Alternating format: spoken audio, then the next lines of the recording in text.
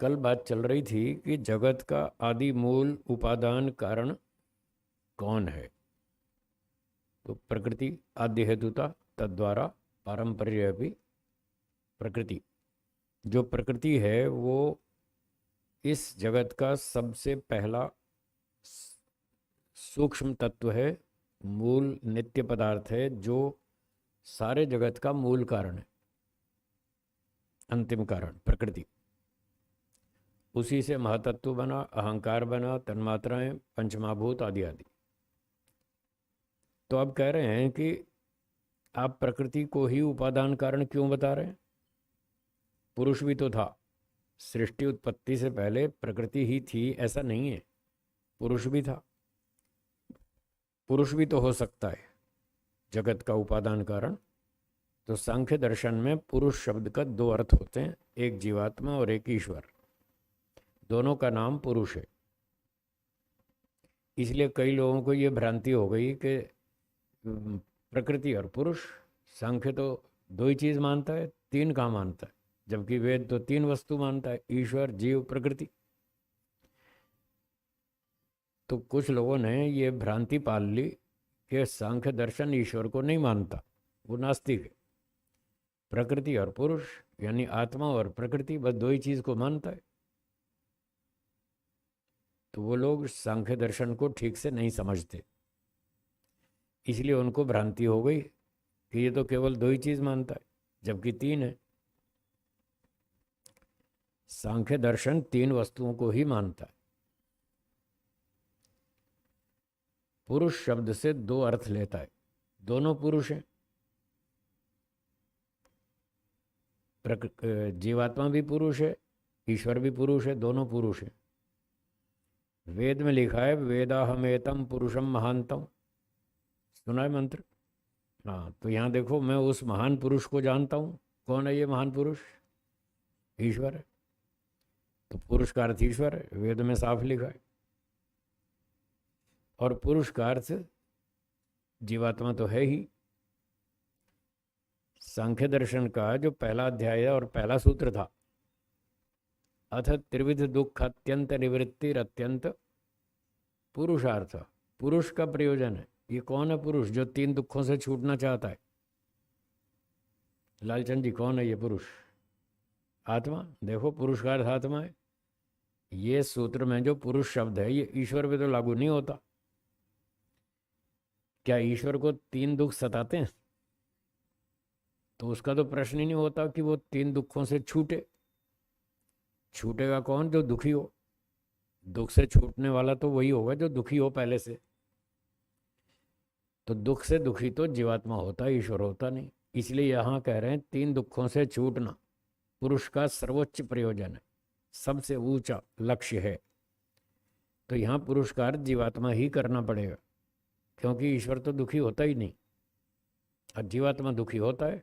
वो तीन दुखों से परेशान है, इसलिए वो छूटना चाहता है। तो सांख्य दर्शन में पुरुष का अर्थ आत्मा है और पुरुष का अर्थ ईश्वर भी है, दोनों है। सांख्य दर्शन वेदों पर आधारित है और वेद में पुरुष को ईश्वर कहा है। योग दर्शन भी इसका समान शास्त्र है। सांख्य का समान शास्त्र है योग दर्शन। योग दर्शन में ईश्वर को बताया पुरुष विशेष ईश्वर, वहां भी उसको पुरुष बताया। तो ईश्वर भी पुरुष है, आत्मा भी पुरुष है, दोनों पुरुष है। तो पुरुष शब्द के अर्थ हो गए दो और तीसरी प्रकृति, तीन पदार्थ हो गए। तो सांख्य दर्शन बिल्कुल वैदिक है। वेद में तीन पदार्थ स्वीकार किए, सांख्य में भी तीन है। तो अब यहां किसी ने शंका उठाई, जब सृष्टि बनने से पहले तीन पदार्थ थे, दो पुरुष थे, एक प्रकृति थी, तो पुरुष भी तो हो सकता है उपादान कारण। आप केवल प्रकृति को ही क्यों बता रहे हैं? ऐसी किसी ने शंका उठाई। तो उसका उत्तर इस सूत्र में है। देखिए सूत्र को, द्वयोः पूर्व भावित्वे, सृष्टि उत्पत्ति से पहले पूर्व भावित्वे द्वयोः, दो चीजें थी, प्रकृति और पुरुष, दो थी। अब पुरुष के दो अर्थ कर देंगे तो तीन हो जाएंगी। सृष्टि बनने से पहले तो तीन चीजें थी, ईश्वर था, आत्मा भी था, प्रकृति भी थी, तीनों थे। तो सिद्धांती कह रहे हैं एक तरह से हाने, एक पुरुष का हमने विचार किया, सोचा, क्या पुरुष उपादान हो सकता है, ऐसा हमने सोचा। पुरुष मतलब परमात्मा और जीवात्मा, क्या ये दोनों सृष्टि का उपादान कारण बन सकते हैं, ऐसा हमने सोचा। तो विचार करने पर पता लगा कि ये तो नहीं बन सकते। न तो जीवात्मा उपादान बन सकता, न ईश्वर बन सकता। क्यों नहीं बन सकता? ये दोनों चेतन है, ईश्वर भी चेतन है, जीवात्मा भी चेतन है। चेतन वस्तु उपादान होती नहीं कभी भी, उपादान तो जड़ होती है। आप रोटी बनाते हैं, रोटी का उपादान कारण क्या है? आटा। तो आटा जड़ है या चेतन? तो जड़ है। उपादान कारण जड़ वस्तु होती है, चेतन नहीं होती। और उस जड़ वस्तु में बहुत सारे पार्टिकल्स होते हैं, बहुत सारे अवयवों का समुदाय होता है। फिर उसमें तोड़ जोड़ करके फिर हम उसको वही चीज़ें बना लेते हैं। आटे में आपने पानी डाला, कभी कभी घी भी डाल देते हैं, कभी नमक भी डाल देते हैं। घी नमक ना भी डालें तो पानी तो ज़रूरी है, उसके बिना तो रोटी बनेगी नहीं। तो उसमें कई सारे पार्टिकल्स होते हैं, कई अवयव होते हैं, फिर उसमें कई चीज़ें मिक्स करके फिर उसको ऐसे घोल घाल के तोड़ जोड़ करके फिर हम रोटी बनाते हैं, पराठा बनाते हैं, पूरी बनाते हैं, और भी क्या क्या चीज़ें बनाते हैं। गुजरात में बनाते हैं थेपला थेपला बनाते हैं, भाखरी बनाते हैं। तो ये कई चीज़ें मिक्स करके बनती है। तो उपादान कारण हमेशा जड़ पदार्थ होता है, अनेक अवयवों का समुदाय होता है।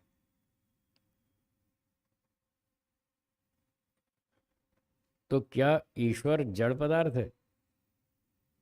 नहीं है। क्या वो अनेक अवयवों का समुदाय है?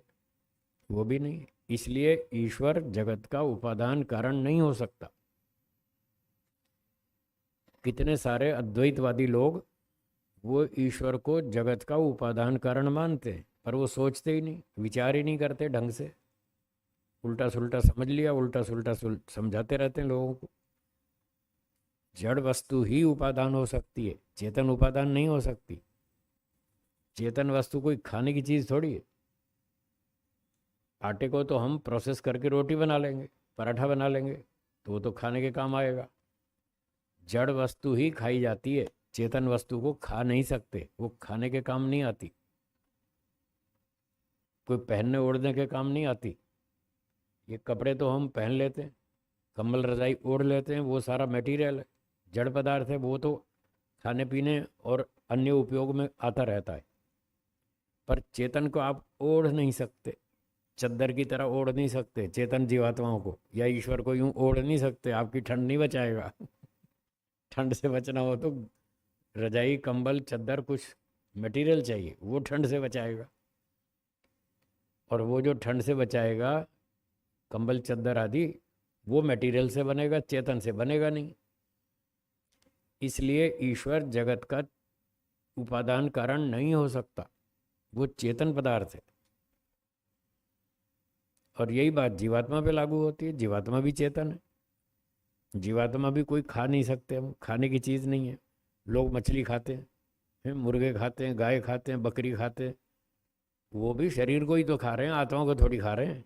आत्मा कोई खाने की चीज़ थोड़ी है, ना उससे पेट भरता है। मटेरियल को खा सकते हैं, वो खाने के योग्य है। यजुर्वेद में लिखा है 40वें अध्याय में,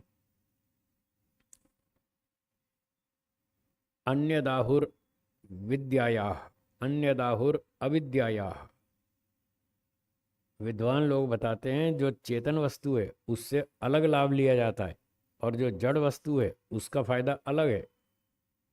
दोनों का लाभ अलग अलग है। इति शुश्रुम धीराणाम ये नस्तद विचचक्षिरे। बुद्धिमानों ने, विद्वानों ने, ऋषियों ने हमको समझाया कि जड़ वस्तु से अलग तरह का लाभ लिया जाता है और चेतन से अलग तरह का।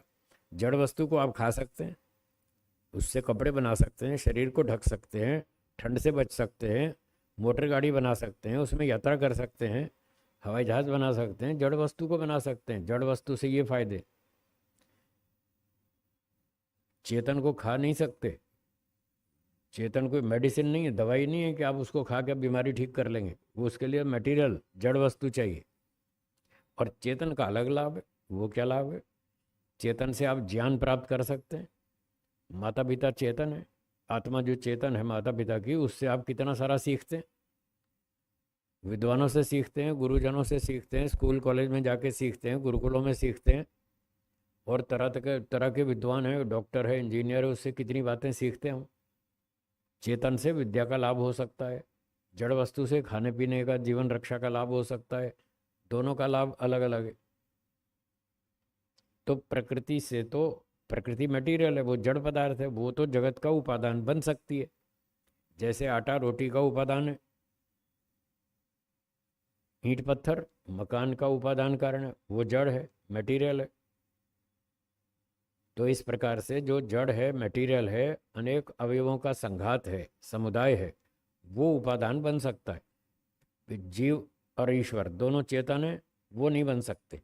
इसलिए कह रहे हैं एक तरह से हाने, एक तो रिजेक्ट हो गया, उसको तो हमने देखा ये बन नहीं सकता, उसको तो छोड़ दिया कि ये उपादान नहीं बन सकता पुरुष। तो फिर क्या बचा? प्रकृति। दो थे ना, प्रकृति और पुरुष। सृष्टि बनने से पहले प्रलय अवस्था थी, तब प्रकृति और पुरुष दो चीजें थी। पुरुष तो रिजेक्ट हो गया, वो नहीं बन सकता उपादान। फिर क्या बचा? प्रकृति। और वो जड़ है, मटेरियल है, वो संघात है, वो बन सकती है। इसलिए हमने ये सार निकाला कि प्रकृति ही जगत का उपादान कारण है। तो ये सारी बात निकली इस सूत्र में। एक तरस्य हाने अन्य तर योगा। जो दूसरी वस्तु थी प्रकृति, उसको हमने समझ लिया कि यही उपादान है। इसलिए कोई ये मन में शंका रखता हो कि क्या ईश्वर और जीव भी उपादान हो सकते हैं जगत का, तो इसका उत्तर है नहीं हो सकते, क्योंकि वो चेतन तत्व है। चेतन तत्व कभी भी उपादान नहीं होता।